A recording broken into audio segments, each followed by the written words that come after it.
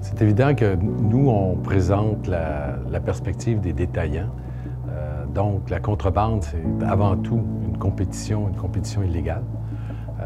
La façon dont je l'illustre souvent, pour expliquer aujourd'hui, en 2014, c'est quoi la situation, c'est un peu comme si on s'imaginait des petits comptoirs à limonade devant chacun des 6000 dépanneurs au Québec.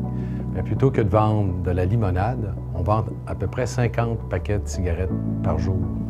C'est ça que ça veut dire. Les gens ne peuvent pas comprendre l'ampleur des chiffres, que ça représente 20 des ventes.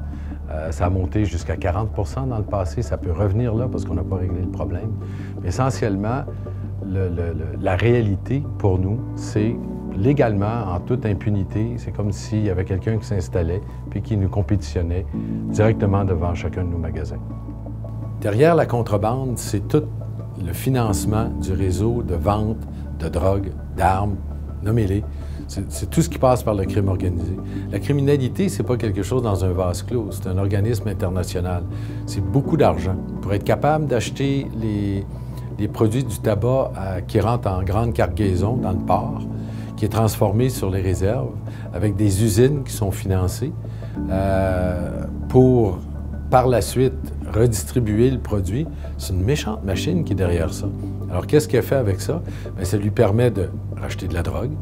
Drogue, c'est plus payant versus cigarette. Et à ce moment-là, tu fais plus d'argent, tu achètes des armes illégales. À ce moment-là, à qui tu revends pour faire de l'argent?